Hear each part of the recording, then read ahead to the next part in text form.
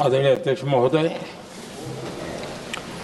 मैं इस सम्मानित सदन में पश्चिम एशिया में चल रहे संघर्ष और इसकी वजह से भारत के सामने आई चुनौतियों पर बात रखने के लिए उपस्थित हुआ हूं। इस समय पश्चिमी एशिया की हालत चिंताजनक है।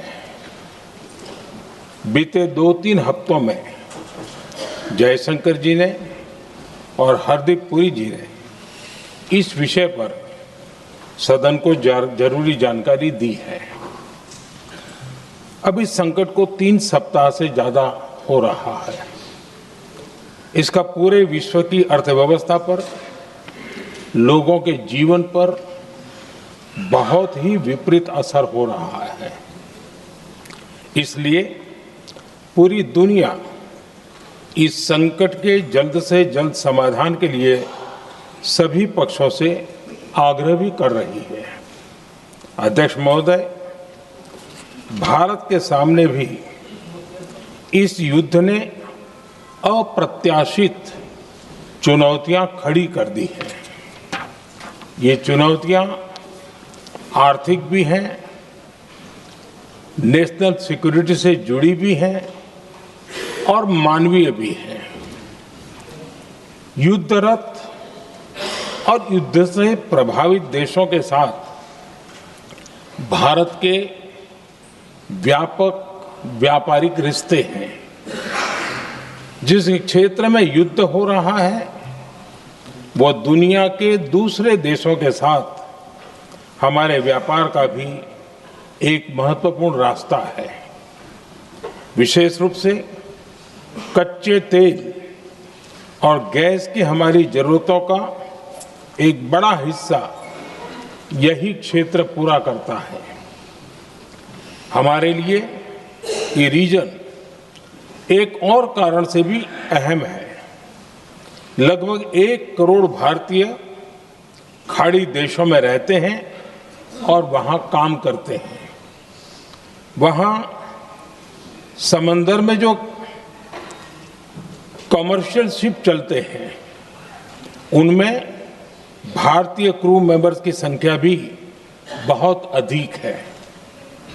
ऐसे अलग अलग कारणों के चलते भारत की चिंताएं स्वाभाविक रूप से अधिक है। इसलिए ये आवश्यक है कि भारत की संसद से इस संकट को लेकर एक मत और एकजुट आवाज दुनिया में जाए।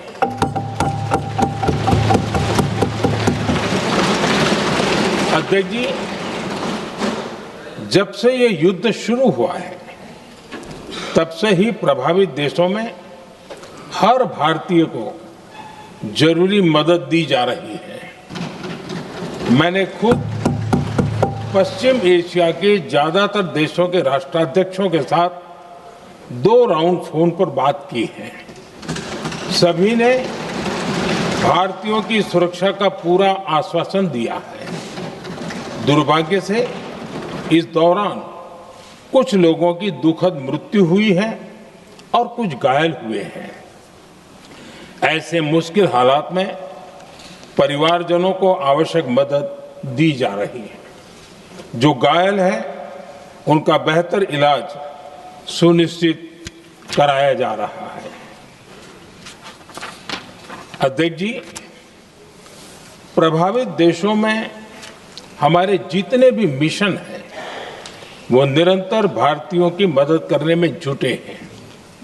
वहां काम करने वाले भारतीय हो या फिर जो टूरिस्ट वहां गए हैं, सभी को हर संभव मदद दी जा रही है। हमारे मिशन नियमित रूप से एडवाइजरी जारी कर रहे हैं।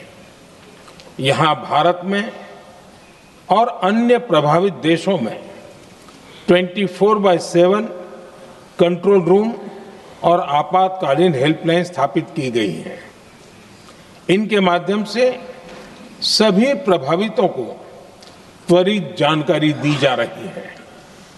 अध्यक्ष जी, संकट की स्थिति में देश विदेश में भारतीयों की सुरक्षा हमारी बहुत बड़ी प्राथमिकता रही है। युद्ध शुरू होने के बाद से लेकर अब तक 3,75,000 से अधिक भारतीय सुरक्षित भारत लौट चुके हैं। ईरान से ही अभी तक लगभग 1,000 भारतीय सुरक्षित वापस लौटे हैं।